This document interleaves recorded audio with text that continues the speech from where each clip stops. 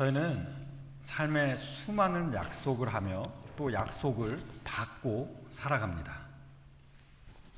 크게는 저희가 이 사회에서 이렇게 조화롭게 살아가기 위해서 지켜야 될 그런 약속들이 있고, 또 작게는 일터에서 일어나는 수많은 약속들, 그런 계약 관계들도 있고요. 더 작게는 개인들 간의 약속들, 친구와의 약속, 가족과의 약속, 그런 것들이 있겠죠.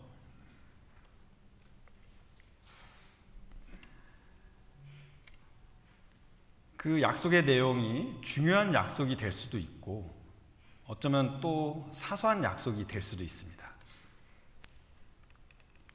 이러한 다양한 약속들이 잘 지켜질 때는 저희 사회가 이렇게 좀 더 살기 좋은 그런 사회가 되고 그런 세상이 되는 것을 저희가 보게 돼요. 하지만 약속은 깨라고 있는 거야 라는 말이 생길 만큼 요즘 세대는 이 약속의 엄중함이 많이 사라지고 있는 그런 세상을 저희가 살고 있지 않나 생각이 됩니다. 저희는 저희 스스로가 한 약속을 지키지 못할 때가 많아요. 그럴 때마다 저희는 조금씩 아니면 확 신뢰할 수 없는 그런 사람이 되고 말죠. 한순간의 잘못으로 약속을 어기고 신뢰를 잃을 때는 저희가 그 신뢰를 다시 회복하기는 쉽지가 않습니다. 아주 어렵습니다. 그런데 신앙에 있어서는 신뢰는 너무나도 중요합니다. 특별히 저희 구원에 있어서 하나님께서 저에게 약속해 주시는 이 약속이 주는 신뢰는 너무나도 저희한테는 중요한 것이죠.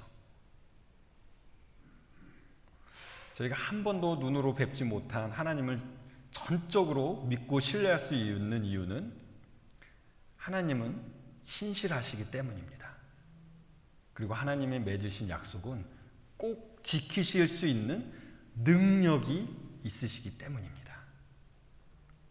오늘 말씀은 그 신실하신 하나님의 약속의 이야기입니다. 하나님께서 하신 약속들의 성취를 바라보는 스가랴의 찬양 속에서 저희가 약속을 지키시는 하나님의 신실함을 저희가 한번 보았으면 좋겠어요. 제가 말씀을 읽어드리도록 하겠습니다. 오늘 말씀은 누가복음 1장 67절에서 80절의 말씀입니다. 누가복음 1장 67절에서 80절의 말씀입니다. 읽어드리겠습니다. 그 붙인 사가랴가 성령의 충만함을 받아 예언하여 이르되 찬송하리로다. 주 이스라엘의 하나님이여 그 백성을 돌보사 속량하시며 우리를 위하여 구원의 뿔을 그 종 다윗의 집에 일으키셨으니 이것은 주께서 예로부터 거룩한 선지자의 입으로 말씀하신 바와 같이 우리 원수에게서와 우리를 미워하는 모든 자의 손에서 구원하시는 일이라. 우리 조상을 긍휼히 여기시며 그 거룩한 언약을 기억하셨으니 곧 우리 조상 아브라함에게 하신 맹세라. 우리가 원수의 손에서 건지심을 받고 종신토록 주 앞에서 성결과 의로 두려움 없이 섬기게 하리라 하셨도다. 이 아이여, 내가 지극히 높으신 이의 선지자라 일컬음을 받고 주 앞에 앞서 가서 그의 길을 준비하여 주의 백성에게 그 죄 사함으로 말미암는 구원을 알게 하리니 이는 우리 하나님의 긍휼로 인함이라. 이로써 돋는 해가 위로부터 우리에게 임하여 어둠과 죽음의 그늘에 앉은 자에게 비치고 우리의 발을 평강의 길로 인도하시리로다 하니라. 아이가 자라며 심령이 강하여지며 이스라엘에게 나타나는 날까지 빈들에 있느니라. 오늘 본문 사가랴의 찬미 속에는 하나님께서 세우신 세 가지의 언약의 내용을 담고 있습니다. 그래서 오늘 설교의 포인트를 세 가지로 제가 이렇게 나누어 봤어요. 첫 번째, 다윗의 언약 67절부터 71절이고요. 그리고 두 번째, 아브라함의 언약 72절부터 75절의 말씀이고요. 그리고 세 번째는 새 언약 76절에서 80절의 말씀입니다. 그래서 다윗의 언약, 아브라함의 언약, 새 언약 이렇게 오늘 세 가지 포인트로 말씀을 전해드리겠습니다. 오늘 말씀을 통해 여러분들이 이 약속들이 나에게는 도대체 어떤 의미가 있는지 한번 여러분들이 말씀을 들으시면서 생각해 보셨으면 좋겠습니다. 사가랴의 찬미 속에는 저희가 이 발견할 수 있는 첫 번째 언약, 이 다윗의 언약이 있는데 저희가 한번 보도록 하겠습니다. 67절에 그 부친 사가랴가 성령의 충만함을 받아 예언하여 이르되, 거진 10개월간 말을 못했던 사가랴는 이 기적처럼 얻은 아들의 할례를 마치고 또 천사가 말한 것처럼 이 아이의 이름을 요한이라고 지어주었습니다. 그리고 다시 기적처럼 들을 수 있게 되었고 말을 할 수가 있게 되었어요. 그 순간 사가랴의 감정을 저희가 뭐라고 표현할 수 있을까요? 표현할 수 없는 그 감동과 기쁨과 감사가 그 사가랴의 마음속에 정말 넘쳐나지 않았을까요? 하나님은 그 순간을 사용하셔서 사가랴에게 성령 충만을 주십니다. 그리고 성령님은 사가랴의 입을 통하여 놀라운 예언을 하게 하십니다.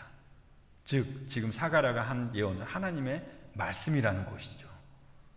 68절에 찬송하리로다 주 이스라엘의 하나님이여 그 백성을 돌보사 속량하시며. 사가랴의 예언은 전능하신 하나님을 찬양함으로 시작됩니다. 늙어서 이제는 자녀를 소망할 수 없었던 자신에게 아들을 주셨어요. 저희가 표현할 수 없는 사가랴 자신만의 감동과 기쁨과 감사가 있었지만, 사가랴는 자신의 개인적인 감정을 표현하기보다는 성령님의 감동으로 더 크고 놀라운 하나님의 언약의 성취와 다가오는 구원의 역사를 찬양하며 예언하기 시작합니다. 주 이스라엘의 하나님이여 그 백성을 돌보사 속량하시며. 하나님은 우상을 숭배하고 마음이 강팍해진 이스라엘을 아수르와 바벨론 제국을 사용하셔서 이스라엘 민족을 멸망하게 하셨어요. 이스라엘 민족은 포로가 되어 뿔뿔이 흩어져야만 했습니다. 하지만 그 속에서도 하나님은 선지자를 통하여서 희망과 회복의 메시지, 소망의 메시지를 계속 전달해 주셨어요. 그 이후로 포로가 되었던 이스라엘 민족은 약속의 땅으로 다시 귀환하여 돌아옵니다. 그들이 자신의 땅으로 돌아왔을 때는 그들을 기다리고 있었던 것은 무너진 성벽과 무너진 하나님의 성전이었습니다. 이스라엘 백성은 하나님의 회복의 메시지를 의지하여 성벽을 세우고 성전을 재건하였지만 솔로몬 때의 영광이 없어져 버린, 잊혀져 버린 하나님의 도시를 바라보았을 때 실망스럽기만 하였습니다. 성전 재건 이후로 400년간 하나님은 전적으로 침묵을 하셨습니다. 400년간의 침묵은 마치 하나님의 이스라엘을 향한 심판처럼 느껴졌을 거예요. 그뿐 아니라 400년 기간 동안 이스라엘은 주변 국가로부터 많은 압박을 받았습니다. 그 당시 이스라엘 사람들은 메시아를 기다리지 않을 수가 없었어요. 오셔서 이스라엘의 모든 압박을, 이 억압을 해방시켜 주시고 다윗의 시대 때 있었던, 솔로몬의 시대 때 누렸던 그 영광을 다시 회복해 주실 수 있는 메시아를 그들은 간절히 기다리고 있었습니다. 이렇게 어둠이 가득한 시대 속에 태어난 세례 요한을 바라보는 사가랴, 아직 세상에 태어나시지도 않은 메시아의 오심을 성령님을 통해서 내다보고 지금 예언하고 있어요. 그래서 찬송 머릿말에 잊혀져 가는 백성이 되어버린 이스라엘을 돌보사라고 하셨는데, 여기서 돌보사라는 원어의 의미는, 이 원어의 의미의 범위는 돌아보다, 택하다, 방문하다 등이 있어요. 그래서 이러한 의미의 범위를 생각할 때 하나님께서 이스라엘 백성을 돌보시다라고 했을 때는 마치 의사가 아무도 케어해주지 않는 그런 병자를 방문하듯이, 홀로 아파하고 상처 있고 낙오된 사람을 누군가가 연민의 마음으로 방문해주는 그 관심을 주는 그 그림을 지금 상기시키는 단어예요. 돌보시다, 돌보시다. 그 백성을 돌보사 속량하시며. 여기에 속량하다라는 단어는 신약에 3번 나오는 단어예요. 이 단어는 몸값을 치르고 찾다라는 의미를 가지고 있습니다. 예를 들어서 전쟁에 잡혀간 포로를 해방시킬 때 포로의 몸값을 치르고 포로를 자유롭게 하는 그런 의미인 것이죠. 값을 치르고 또 대가를 치르고, 이런 구원의 모습은 신약에 자주 나오는 그런 구원의 모습이죠. 여러분 이미 아시겠지만. 그리고 69절에 이렇게 또 사가랴가 말을 합니다. 우리를 위하여 구원의 뿔을 그 종 다윗의 집에 일으키셨으니. 여기서 구원의 뿔이라는 표현이 나오는데, 뿔은 이 뿔이 큰 소와 같은 그런 강한 짐승이 이 뿔에 힘을 집중해서 그 뿔로 이렇게 받아치면 뭐든지 다 부서지는 그런 강한 힘을 상징하는 거예요. 그래서 여기에 이 구원이라는 단어와 뿔이 함께 사용되었을 때 하나님의 구원의 능력의 힘을 상징적으로 지금 표현하고 있는 것이죠. 특별히 다윗은 자신을 구원하시는 하나님의 그 크신 능력과 힘을 시로 표현할 때 이 표현을 자주 사용하였어요.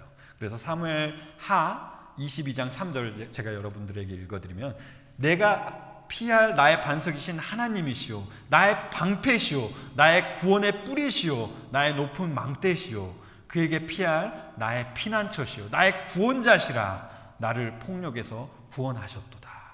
또 시편 18편 3절을 보면, 여호와는 나의 반석이시오, 나의 요새시오, 나를 건지시는 이시오, 나의 하나님이시오, 내가 그 안에 피할 나의 바위시오, 나의 방패이시오, 나의 구원의 뿌리시오, 나의 산성이시로다. 이렇게 다윗의 시 속에서 구원의 하나님의 능력의 힘이 여러분 느껴지시지 않으시나요? 여러분을 안전하게 보호하실 수 있는 그 하나님의 강한 힘이 이 다윗의 고백 속에서 여러분 느껴지지 않으시나요? 그래서 하나님의 구원의 능력은 그냥 이렇게 약한 힘이 아니라 황소의 뿔과 같은 그런 힘을 가지고 있는 하나님의 구원의 능력이라고 지금 말하고 있는 거예요. 우리를 위하여 구원의 뿔을 그 종 다윗의 집에 일으키셨으니, 그 종 다윗의 집에 일으키셨다는 말은 구약의 하나님께서 다윗과 맺으신 언약을 생각나게 합니다. 구약에는 여러 가지 언약들이 있습니다. 그 중에 학자들 사이에 또 이 언약에 대한 또 많은 그런 또 가르침이 있지만, 그 중에 언약이라는 직접적인 단어가 사용된 언약은 한 6가지가 있어요. 그래서 창세기 9장 9절부터 17절에 보시면 하나님께서 노아에게 맺으신 언약이 있어요. 하나님께서 다시는 이 세상을 물로 심판하지 않으시겠다고 하신 언약이었습니다. 또 출애굽기 19장 5절, 또 24장 7절부터 8절, 34장 27절부터 28절, 또 신명기 4장 13절에 보시면은 모세를 통하여 이스라엘과 맺으신 언약을 볼 수가 있습니다. 이 언약을 이스라엘 백성이 이스라엘 백성이 하나님의 율법을 지킬 때 하나님께서 이스라엘 백성을 자신의 소유로 삼으시겠다는 그런 언약이었어요. 또 민수기 25장 10절에서 13절에는 영원한 제사장직의 언약이 있습니다.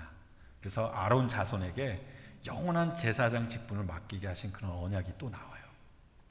지금까지 말씀드린 이 세 가지의 언약들은 영원한 구원과는 상관이 없는 언약들입니다. 그런데 구원과 밀접한 관계를 가지고 있는 언약 3개가 더 있어요. 창세기 12장부터 15절에 하나님과 아브라함 사이에 맺어진 그런 언약이 있고요. 그리고 사무엘 하 7장에 하나님과 다윗 사이에 맺어진 언약이 있습니다.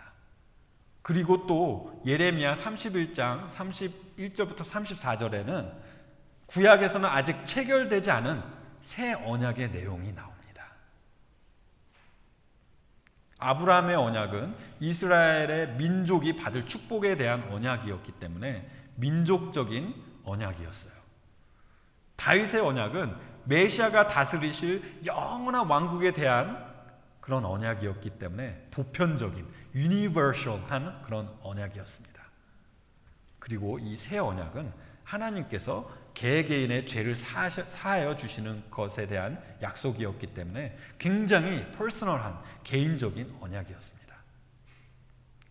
누가가 특별히 사가랴의 찬양을 통하여 저에게 전해주는 이 신학적인 메시지는 이 구약의 언약과 이제 곧 체결될 이 새 언약의 뗄 수 없는 연결고리를 저희한테 보여주면서 이 신약으로부터 시작된 기독교가 구약의 연장이라는 것을 저희한테 신학적으로 보여주고 있는 거예요. 70절에 이것은 주께서 예로부터 거룩한 선지자의 입으로 말씀하신 바와 같이. 자, 그런데 다윗과 하나님의 언약을 선지자의 입으로 말씀하셨다고 하셨는데 그 내용을 조금 자세히 보면은 다윗은 하나님의 성전을 건축하기를 원했어요. 그러한 다윗에게 이제 선지자 나단이 하나님의 말씀을 받고 이제 예언을 이제 하면서 하나님의 언약을 이제 다윗에게 전했죠. 그래서 사무엘하 7장 5절부터 17절을 제가 여러분들에게 요약해서 말씀을 드리면은 하나님은 이 다윗이 이제 그 성전을 지어 드리겠다고 이렇게 할 때 하나님은 애굽에서 다윗의 때까지 장막에 계시면서 이스라엘과 항상 함께 하셨어요. 그러시면서 한 번도 자신을 위해서 집을 지으라고 요구한 적이 없다고 하십니다. 그렇게 말씀하시면서 7장 8절에서 15절에는 제가 또 요약을 해드리면 만군의 여호와 하나님께서 다윗과 이제는 함께 하셔서 다윗의 모든 원수를 멸하시고 다윗을 위대하게 만들어 주시고 그리고 다윗을 원수들에게서 벗어나 편히 쉬게 하시고 다윗을 위하여 오히려 하나님께서 집을 지어주시고 그 나라를 견고하게 하여 주시겠다고 말씀하세요. 그러면서 17절에 이렇게 말씀을 하시면서 이 언약을 맺음을 하십니다. 내 집과 내 나라가 내 앞에서 영원히 보존되고 내 왕위가 영원히 견고하리라. 이 언약은 그냥 나단 선지자가 다윗에게만 그렇게 한 말이 아니라 이사야 선지자도 또 예레미야 선지자도 이 다윗의 언약을 자주 언급하였어요. 잠깐 69절로 돌아와서 69절에 우리를 위하여 구원의 뿔을 그 종 다윗의 집에 일으키셨으니, 이 말을 이 다윗의 언약을 염두하여 생각해 보면 다윗에게 세우신 그 언약이 지금 이루어지고 있다는 말씀이에요. 모든 원수를 면하시고 편히 쉬게 하시고 하나님의 나라를 견고하게 하시고 그 나라를 영원히 보존하시고 그렇게 하실 메시아가 구원의 능력을 가지고 마치 숨을 슉슉 내쉬는 그런 강한 소의 뿔처럼 힘이 솟아나는 그 구원의 힘을 가진 메시아가 그 종 다윗의 집에서 나왔다고 지금 말하고 있는 거예요. 71절에 우리 원수에게서와 우리를 미워하는 모든 자의 손에서 구원하시는 일이라. 앞에 말씀드렸던 것처럼 그 당시 이스라엘 사람들은 메시아가 오셔서 이스라엘을 억압했던 모든 그런 민족에게서 해방시켜 주시고 또 다윗과 솔로몬의 시대 때 누렸던 그 영광을 다시 회복해 주실 거라는 그런 기대가 있었다고 말씀드렸어요. 그런데 이렇게 믿는 것이 틀린 게 아닙니다. 메시아는 분명히 이스라엘의 민족의 모든 원수와 이스라엘을 미워하는 모든 자의 손에서 구원하신다고 약속하셨기 때문에 그 약속은 문자적으로 이루어져야 했던 것이에요. 그런데 메시아 되시며 왕 되신 예수께서 오셨을 때 이 약속이 완전히 성취가 되었나요? 아니죠. 오히려 이스라엘 백성은 불신과 불순종으로 메시아를 십자가에 못 박기까지 합니다. 사가랴가 지금 말하고 생각하고 있는 그 메시아의 왕국이 도래하지 않았어요. 오지 않았어요. 그렇다고 해서 그 약속이 거기서 끝난 것일까요? 아니죠. 십자가에서 돌아가시고 죽음을 이기시고 살아나셔서 하늘 보좌의 우편에 앉아 계신 메시아가 다시 오시는 그 날에 이 다윗의 언약은 온전하게 완전하게 성취될 것입니다. 사랑하는 성도님들, 그날이 기대가 되시지 않으십니까? 자, 사가랴의 찬미 속에서 발견할 수 있는 두 번째 언약은 아브라함의 언약이었습니다. 72절에 우리 조상을 긍휼히 여기시며, 여기서 조상은 원어로 아버지들이라는 표현인데, 이 조상이라고 말하면 아브라함, 이삭, 야곱을 주로 의미합니다. 긍휼히 여기셨다는 것은 하나님께서 아브라함을 주권적으로 지명하여 불러내셔서 아브라함이 복을 얻은 것을 의미해요. 그 거룩한 언약을 기억하셨으니 곧 우리 조상 아브라함에게 하신 맹세라. 아브라함에게 하신 거룩한 언약은 창세기 12장에서 시작해서 15장까지 이어집니다. 창세기 12장에 하나님께서 아브라함을 불러내셔서 본토를 떠나 하나님께서 지시할 땅으로 가라고 명령하시면서 아브라함을 통해서 첫 번째 큰 민족을 이루고, 또 두 번째 복의 근원이 되게 하셔서 모든 족속이 아브라함을 인해 복을 얻고, 또 세 번째 그리고 땅을 주신다고 하셨어요. 이 언약이 얼마나 중요했으면 창세기에는 12장, 13장, 15장, 17장, 22장, 26장, 28장, 35장에 8번이나 반복되어 이 언약이 언급이 됩니다. 이 약속은 12장에서부터 하나님께서 말씀하셔서 15장에 와서 그 언약이 예식을 통하여 하나님께서 이 언약을 완전하게 체결하십니다. 15장에 보시면은 이 고대 근동 문화 속에서 언약을 맺을 때 하는 그런 언약의 예식을 저희가 볼 수가 있어요. 고대 근동 문화에서는 언약을 맺을 때 동물을 죽여서 그 동물을 쪼개어서 두 덩이로 나누고 그 사이를 지나가는 예식이 있었어요.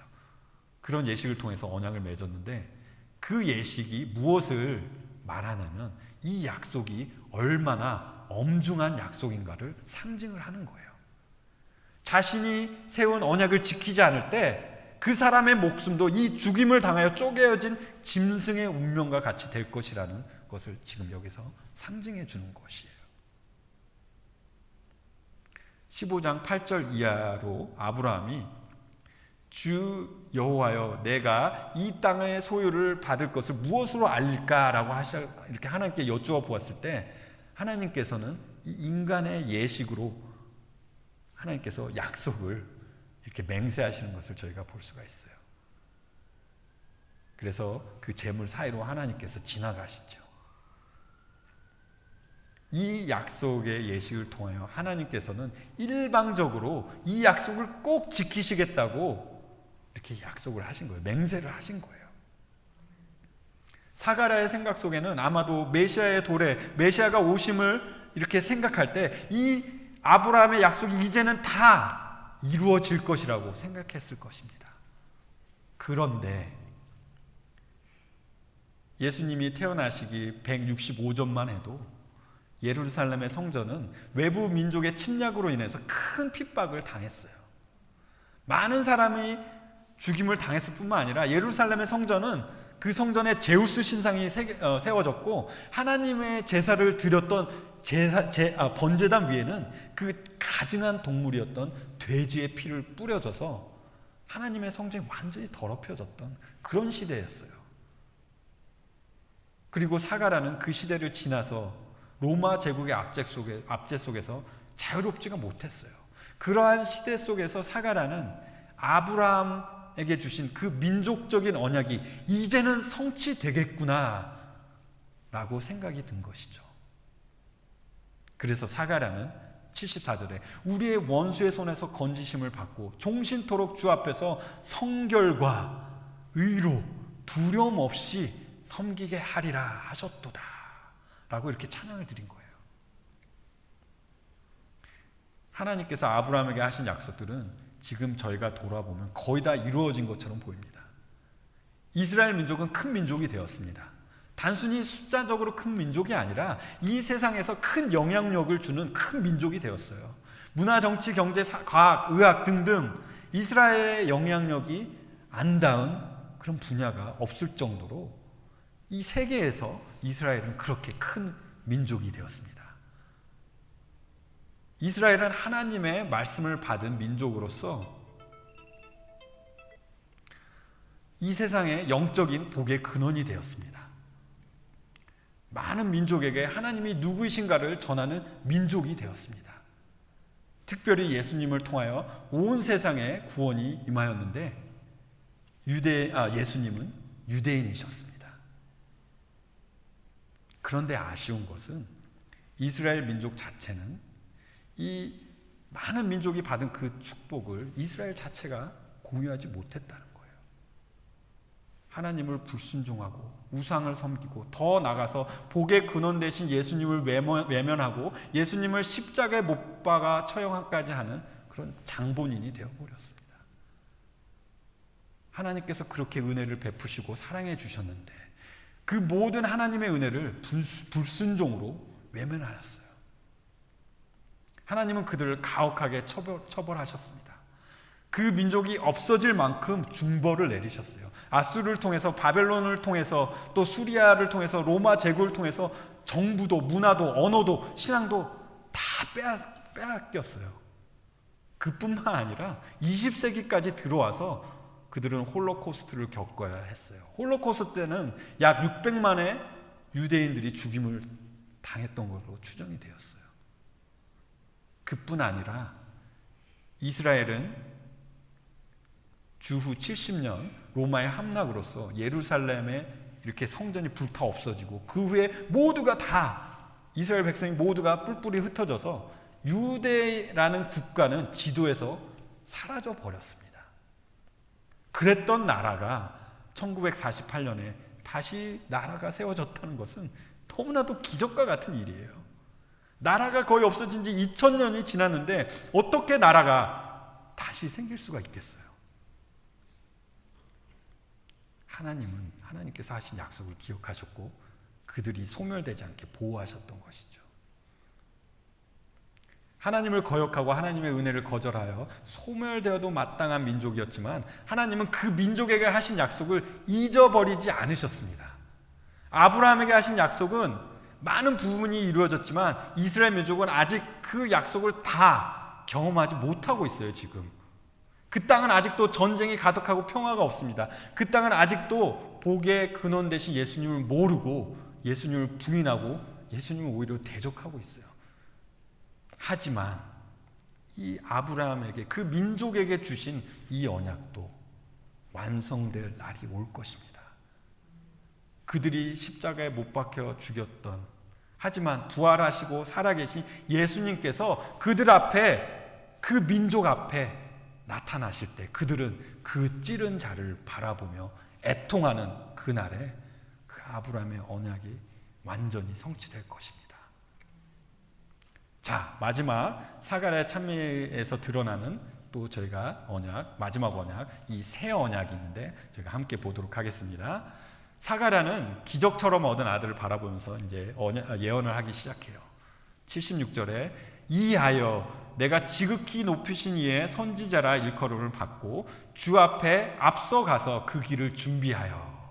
지극히 높으신 이는 하나님의 이름 중에 하나였습니다. 지극히 높으신 하나님께서 400년의 그런 암흑과 같은 침묵이 있기 전에 마지막으로 주신 예언은 구약의 마지막 책인 말라기서 4장의 예언이었어요.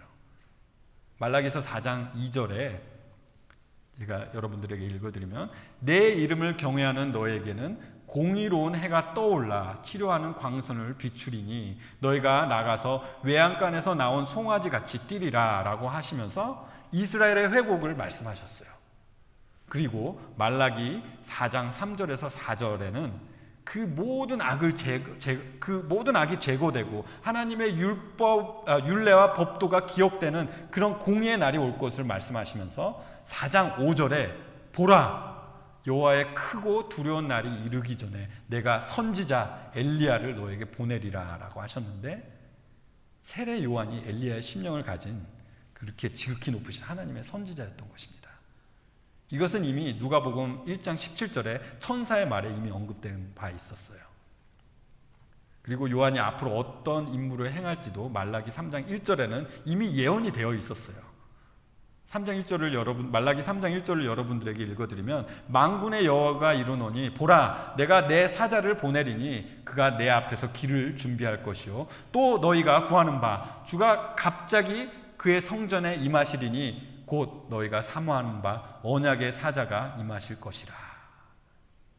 요한은 메시아의 길을 예배하라고 보내심을 받은 자라고 이미 구약 성경 마지막 성경에 그렇게 예언이 되어 있었어요. 요한은 또 이사야의 예언처럼 주의 길을 예배하라고 외치는 소리가 되었었습니다. 요한은 메시아보다, 예수님보다 앞장서서 그 길을 예배하였는데, 그 당시 유대인들의 종교는 심한 율법주의 속에서 이렇게 전통과 예식을 과대하게 중시하는 그런 신학으로 전락해버렸어요. 종교인들은 가식적인 삶을 살아갔고요, 자기의 의로움에 빠져서 하나님의 법을 마치 남을 판단하고 정죄하는 그런 법으로 사용하는 그런 종교로 전락해버렸어요. 그러한 사회적 종교적 분위기 속에서 세례 요한은 죄의 회개를 외치고 또 물로 씻음을 받아 죄사함을 받으라는 그런 메시지를 전하였습니다. 누가복음 3장 3절을 보시면 요한이 요단강 부근 각처에 와서 죄사함을 받게 하는 회개의 세례를 전파하니라고 이렇게 기록이 되었었죠. 그래서 율법주의가 아니라 회개할 때 내 죄를 인정하고 내 마음을 찢어 이렇게 부서뜨리고 그 죄에서 돌아설 때 죄사함을 얻는 이 복음을 예수님께서 사역을 시작하시기 이전에 이 세례 요한이 미리 전했던 것이죠. 이렇게 요한은 사가랴가 예언했던 것처럼 하나님께서 말라기에서 약속하신 그 메시아의 도래를, 메시아의 오심을 준비하는 마지막 선지자가 되었습니다. 77절에 누가복음 1장 77절로 다시 돌아서 77절에 주의 백성에게 그 죄사함으로 말미암는 구원을 알게 하리니라고 하셨는데, 여기서 알게 한다는 말은 구원의 방법을 지식적으로 전달한다는 그런 의미이죠. 죄사함으로 말미암아 구원은 이 죄사함으로 이렇게 말미암는 그 구원은 아직 체결되지 않은 하나님의 새 언약이었어요. 아브라함의 언약과 다윗의 언약을 잘 생각해 보시면, 나라가 세워지고 복의 근원이 되고 땅을 차지하고 영원한 나라가 계속 서 있는 것은 이스라엘 백성이 스스로 할 수 없는 일이에요. 이것은 하나님의 능력을 가진 메시아가 직접 이루시지 않으시면 할 수 없는 그런 일입니다. 하나님께서 그 언약을 신실하게 지키시고 이루어 가고 계셨지만, 이 이스라엘 백성들이 이 언약이 주시는 그 축복을 누리게 하지 못하는 것이 하나가 있었어요. 그것이 바로 죄였습니다. 하나님을 불순종하고 하나님 아닌 우상을 마음에 두는 죄악은 하나님께서 너무나도 싫어하시는 그런 죄였던 것이죠.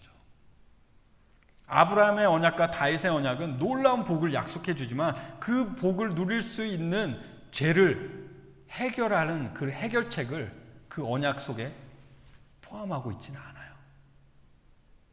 다른 언약들도 마찬가지예요. 특별히 모세 언약은 이 죄에 대한 해결책이라기보다는 죄를 더 드러나게 하고 죄에 대한 무서운 책임을 따르게 하는 그런 언약이었어요. 그래서 이스라엘 민족에는 죄를 해결해 줄 수 있는 이 새로운 언약이 필요했던 것이에요. 물론 그것도 하나님께서 친히 준비하고 계셨던 것이죠. 그래서 스가랴는 아마도 예레미야의 말을 염두하고 이 죄사함으로 말미암는 구원을 지금 언급하고 있는 것으로 저는 생각이 돼요. 그래서 예레미야서 31장 예레미야서 31장 31절에서 34절에 이 새 언약에 대해서 이렇게 말씀하고 계신데, 제가 읽어드리면 31절에 여호와의 말씀이니라, 보라 날이 이르리니 내가 이스라엘 집과 유다의 집에 새 언약을 맺으리라. 이 언약은 내가 그들의 조상들의 손을 잡고 애굽 땅에서 인도하여 내던 날에 맺은 것과 같지 아니할 것은, 이렇게 죄를 드러내게만 하는 그런 모세 언약과 같지 않다는 말씀이에요. 내가 그들의 남편이 되었어도 그들이 내 언약을 깨뜨렸음이라. 여호와의 말씀이니라. 하나님께서 복을 주시고 지켜주시고 그렇게 친밀한 관계를 그들과 함께 맺으셨어도 죄로 인하여 하나님의 복을 완전히 누리지 못한 거예요. 33절에 그러나 그날 후에 내가 이스라엘 집과 맺을 언약은 이러하니 곧 내가 나의 법을 그들 속에 두며 그들의 마음에 기록하여 나는 그들의 하나님이 되고 그들은 내 백성이 될 것이라. 여호와의 말씀이니라. 그 법을 마음속에 둔다는 의미, 새 마음을 주신다는 그런 말인 것이죠. 이 말씀은 에스겔 36장 26절에서도 동일하게 나오는 그런 하나님의 말씀이에요. 읽어드리면 24절부터 읽어드리면 에스겔서 36장 24절부터 읽어드리면 내가 너희를 여러 나라 가운데서 인도하여 내고 여러 민족 가운데서 모아 데리고 고국 땅으로 들어가서 맑은 물을 너에게 뿌려서 너희로 정결케 하되 곧 너의 모든 더러운 것에서와 모든 우상 숭배에서 너희를 정결하게 할 것이며 또 새 영을 너희 속에 두고 새 마음을 너에게 주되 너희 육신에서 굳은 마음을 제거하고 부드러운 마음을 줄 것이며 또 내 영을 너희 속에 두어 너희로 내 율례를 행하게 하리니 너희가 내 규례를 지켜 행할지라.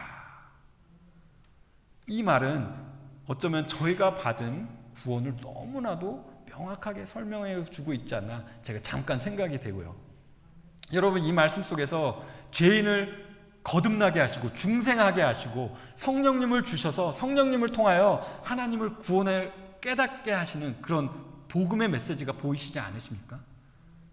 요한복음 3장 5절에 예수께서 사람이 물과 성령으로 나지 아니하면 하나님의 나라에 들어갈 수 없느니라는 그 의미가 이 말씀 속에서 이해가 되시지 않으십니까? 저희를 거듭나게 하시는 것이 하나님께서 친히 저의 굳은 마음을 제거하시고 이 부드러운 마음으로 만드시고 성령님을 통해서 깨닫게 하시고 저희가 죄에서 돌아서게 되면 하나님을 진정으로 믿게 되고 성령님을 통하여 매일매일 저희가 성화되게 되는, 거룩하게 되는, 그래서 하나님의 말씀을 기쁨으로 순종하고 하나님을 섬길 수 있는 이것이 진정한 구원이라는 것을 이 말씀이 여러분들에게 가르쳐주고 있는 것이 여러분들 보이시지 않으십니까? 다시 예레미야 31장 24절로 돌아서 34절에 그들이 다시는 각기 이웃과 형제를 가리켜 이르기를 너는 여호와를 알라 하지 아니하리니 이는 작은 자로부터 큰 자까지 다 나를 알기 때문이라. 내가 그들의 악행을 사하고 다시는 그 죄를 기억하지 아니하리라. 여호와의 말씀이니라. 예레미야 때부터 하나님은 죄에 대한 영원한 구원의 그 새 언약을 주시겠다고 이미 구약 때부터 준비하고 계셨어요. 하나님은 약속을 지키십니다. 그리고 그 약속을 지키기 위해서 계속 이 성취의 길을 만드시고 계시고 있는 거예요. 그리고 그 성취의 길로 이 새 언약을 주셨어요. 하지만 하나님께서 이렇게 새로운 언약을 주시는 이유는 78절에 하나님의 긍휼 때문이라고 이렇게 말씀하십니다. 그래서 78절에 이는 우리의 하나님의 긍휼로 인함이라. 여러분, 이 거룩하시고 공의로우시며 창조자 되신 하나님께서 하나님을 외면하고 하나님을 사랑하지도 않는 이스라엘 백성에게 무엇을 얻으실 게 있다고 그렇게 하셨겠어요? 이스라엘 백성이 하나님께 뭐가 그렇게 값어치가 있다고 그들과 함께 그렇게 함께 하시려고 하시는 걸까요? 죄로 인하여 하나님의 진노를 받아 마땅한 그런 이스라엘 백성인데 왜 또 새로운 언약을 주시는 것일까요? 그 이유는 하나님의 성품 때문입니다.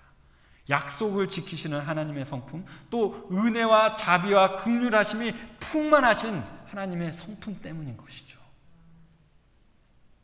스가랴는 알았을까요? 하나님의 긍휼이, 하나님의 그 은혜가 어디까지 가는지. 아버지 되신 하나님께서 독생자 예수님을 이 세상에 보내셔서 하나님의 공의를 만족시키기 위해 죄 없으신 하나님의 아들 예수님을 죄인의 형틀 위해서 죄인의 모습으로 세상의 죄를 짊어지고 죽게 하신 그 은혜를 스가랴가 알았을까요? 예수님께서 자신의 죽음과 피로 세우신 이 언약이 죄사함의 언약, 바로 새 언약이 될 거라는 것을 사가랴가 알았을까요? 다 알지는 못했어도 하나님의 긍휼하심이 시작인 것은 분명히 성령님을 통하여 사가랴는 알았던 것입니다.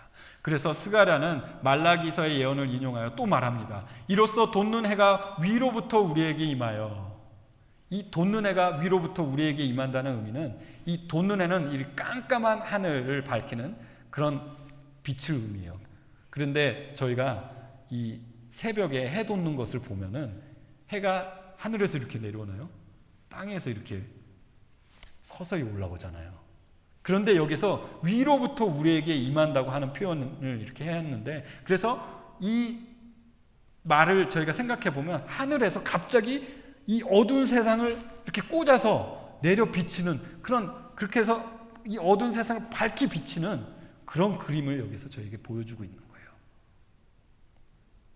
어둠과 죽음의 그늘에 앉은 자에게 비추고, 이 어둠은 성경에서 사람의 무지함을 의미하기도 하고 또 사람의 죄악을 의미하기도 합니다. 또 사탄의 영역을 상징하기도 합니다.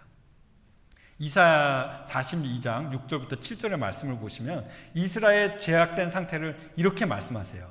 나 여호와가 의로 너를 불렀은즉 내가 내 손을 잡아 너를 보호하며 너를 세워 백성의 언약과 이방의 빛이 되게 하리니, 여기서부터 이제 그 죄악의 상태가 나오죠. 내가 눈먼 자들의 눈을 밝히며 갇힌 자를 감옥에서 이끌어내며 흑암에 앉은 자를 감방에서 나오게 하리라. 이것이 이스라엘 백성의 죄 속에 있었던 그런 상태였어요. 눈이 멀어서 아무것도 보이지도 않고 또 감옥에서 있어서 흑암에 앉은 자이며 어두워서 아무것도 볼 수 없는 그런 감방 속에서 있었던 것이 이스라엘의 죄의 상태였어요. 그러한 자들을 회복시키셔서 그런 자들을 회복시키시기 위해서 이 백성들에게 이렇게 새로운 언약을 주신 거예요. 또 이사야서 60장 1절부터 50절의 말씀은 하나님의 빛에 대해서 이렇게 말씀하세요. 일어나라, 빛을 발하라. 이는 내 빛이 이르렀고 여호와의 영광이 내 위에 임하였음이니라. 보라, 어둠이 땅을 덮을 것이며 캄캄함이 만민을 가리려니와 오직 여호와께서 내 위에 임하실 것이며 그 영광이 내 위에 나타나리니. 나라들은 내 빛으로, 왕들은 비치는 내 광명으로 나오리라. 내 눈을 들어 사방을 보라. 무리가 다 모여 내게 오느니라. 내 아들들은 먼 곳에서 오겠고 내 딸은 안기어 올 것이라. 그때 내가 보고 기쁜 빛을 내며 내 마음이 놀라고 또 화창하리니 이는 바다의 부가 내게 돌아오며 이방 나라의 재물이 내게 옴이라. 여기서도 하나님의 빛이 임하실 때 어둠이 걷히고 이스라엘이 빛을 발하며 회복됨을 이렇게 말씀하시고 계세요. 그리고 그로 인하여 기쁨이 넘치는 그런 그림을 여기서 보여주고 있는 것이죠. 사가랴는 이미 이러한 하나님의 예언들을 너무나도 잘 알고 있었고 그것을 또 소망하고 그리고 바라고 그랬었기 때문에 메시아의 오시는 그 시점에 무엇이 이루어질지를 너무나도 잘 알고 있었던 것이에요. 그래서 사가랴는 이렇게 고백합니다. 우리의 발을 평강의 길로 인도하시리로다 하니라. 그냥 단순히 빛으로 어둠을 밝히실 뿐만 아니라 그들의 발을 평강의 길로 인도까지 해주신다는 그런 말을 하고 있는 거예요. 죄를 깨우치게 하실 뿐만 아니라 그 무지함, 그 타락함, 그 추악한 죄악, 그리고 사탄의 권세 어둠 속에 있던 그 하나님의 백성을 친히 평강의 길로, 마치 목자가 그 양들을 인도하듯이 평강의 길로 인도하신다는 그런 말을 지금 하고 있는 거예요. 이렇게 새 언약을 맺어주실 메시아의 길을 준비하는 요한은 이제 80절에 보면 이 아이가 자라나며 심령이 강하여지며 이스라엘에게 나타날 날까지 빈들에 있느니라 하면서 1장을 마무리합니다. 이 아이가 진정 메시아 대신 예수님의 길을 예비하라고 선택된 자인 것을 역사로 이렇게 기록하며 마치는 것이죠. 하지만 이 새 언약마저도 이스라엘 백성들은 받으려 하지 않았습니다. 그래도 포기하시지 않으시는 하나님은 그들의 마음을 돌이키기 위해 그들이 받아야 하는 은혜를 이방 민족인 저에게 풍성히 주셨어요. 그래서 사도 바울은 로마서 11장에 구원이 이방들에게 넘어간 이유를 이렇게 설명하는 거예요. 로마서 11장 11절에 그러므로 내가 말하노니 그들이 넘어지기까지 실족하였느냐? 그럴 수 없느니라. 그들이 넘어짐으로 구원이 이방인에게 이르러 이스라엘로 시기나게 함이니라. 그리고 14절에 이는 혹 내 골육을, 이스라엘 백성을 말하는 거죠, 내 골육을 아무쪼록 시기하게 하여 그들 중에 얼마를 구원하려 함이라 라고 사도 바울이 말하고 있는 거예요. 이방인의 구원은 이중적인 목적은 저희가 하나님의 축복을 받고 막 너무나도 기뻐하고 너무나도 감사할 때 이스라엘 백성들이 저희를 보고 왜 쟤네들이 우리가 받아야 될 그 은혜를 받는 거야, 이렇게 시기하면서 하나님께로 돌아오게 하기 위함인 것을 사도 바울이 말하고 있는 거예요. 이 말씀을 저희가 들을 때 우리 같은 이방이면 그냥 이용당한 거야 라고 생각하시면 안 돼요. 저희는 너무나도 다행이라고 생각하셔야 합니다. 그리고 여러분들이 또 아셔야 될 것은 아직도 이스라엘을 포기하지 않으시는 하나님이 계시다는 거예요. 2000년이 지난 지금까지도 그들의 마음을 돌이키기를 원하시는 하나님의 긍휼하심과 사랑이 이스라엘의 민족을 향하여 하나님께서 한 번도 그 사랑이 변하시지 않으시는 것을 저희가 증거가 되는 거예요. 여러분, 저희는 구약의 하나님께서 하신 약속을 생각하며 하나님을 찬양하는 스가랴의 말씀을 통해서 보았어요. 이 약속들은 아직 성취 중에 있는 약속들입니다. 예수님께서 다시 오시는 그날에 이 모든 언약은 완성될 것입니다. 예수님은 곧 오십니다. 그런데 여기서 중요한 것은 이 언약들이 여러분들에게 무슨 의미가 있는 거예요. 여러분, 이 언약들은 저희와도 직접적인 연관을 가지고 있습니다. 저희는 믿음으로 아브라함의 자손이 되었습니다. 저희는 예수님이 다시 오실 때 예수님께서 회복하신 천년 왕국에서 저의 왕 대신 예수님과 함께 이 땅을 다스릴 거예요. 그러기 위해서 여러분 개인에게 주신 이 새 언약은 더욱이나 여러분에게 너무나도 중요한 언약인 거예요. 이 언약은 여러분과 하나님 사이에 맺어진 언약이 되어야 하는 거예요. 만약 이 설교를 들으시는 분 중에 아직 죄 구원에 이르는 이 새 언약을 받지 못한 분이 계시다면 오늘 그 언약을 받으셔야 합니다. 내가 하나님 앞에 얼마나 죄인인가를 깨달으셔야 합니다. 저희 속에 의로운 것이 하나도 없는 것을 인정해야 합니다. 여러분, 내 자신을 남들과 비교하시지 마세요. 하나님의 기준 앞에 여러분 자신을 바라봐야 해요. 하나님의 거룩하신 기준 앞에 저의 의가 얼마나 더럽고 헤어진 걸레와 같은지 아셔야 합니다. 그리고 여러분이 아무것도 할 수 없다는 것을 인정하셔야 합니다. 여러분들이 알고 있는 그 요만한 지식, 여러분들이 갖고 계시다는 재산, 여러분들이 하신 평생 동안 쌓아오신 그 선한 모든 행실, 그런 거 모두가 여러분을 조금도 구원할 수 없음을 인정하셔야 해요. 그것을 알고 인정할 때 여러분은 예수님 앞에 나오셔야 합니다. 여러분들의 죄의 삶 속에서 돌아서서 빛 대신 예수님께 나오셔야 합니다. 예수님은 여러분의 죄를 위하여 십자가의 형벌을 대신 받으셨어요.